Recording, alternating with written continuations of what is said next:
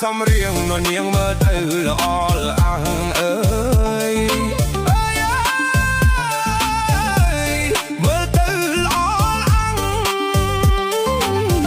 ថាអូនចាប់ជាតិពីចៅព្រះក្លិនក្រអូបនឹងវិស័យផ្កាបងភ័ក្រអូនភ្លឺបីដូចកាយមើលពីចុងងាយដូចអប្សរាចង្កេរៀងរូបសមនឹងចង្កាសង្ហាទាំងអស់គ្មានតួអ្វីសង្ហាទាំងអស់គ្មានតួអ្វី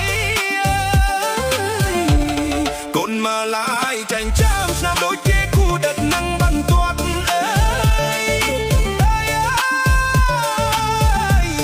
គេគូដិតនឹងបន្ទាត់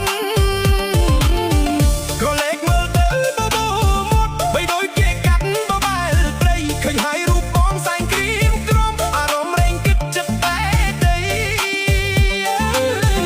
តែបងមិនហ៊ានប្រាថ្នាអ្វីខ្លាចរូបក្រែងស្រីថ្លៃទ្រព្យរបស់គេខ្លាចរូបក្រែងស្រីថ្លៃទ្រព្យរបស់គេ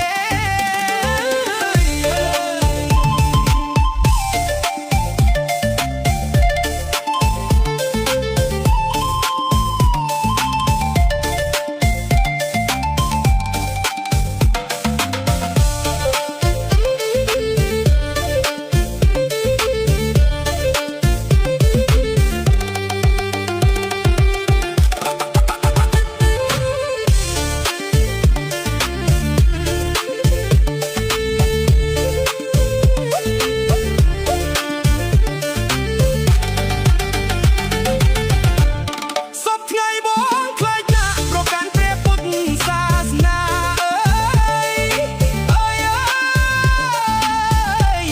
ព្រះពុទ្ធសាសនាធ្វើអំពេចឡាយនឹងហ៊ានប្រាថ្នាខ្លាចស្រស់ជីវ៉ាមិននៅទំនេរបើសិនសើបដឹងនឹងបានដឹងជាក់ថាពេចវល់មាក់គ្នាគូទេបងនឹងចូលស្ដីដល់ម៉ាយប្រគល់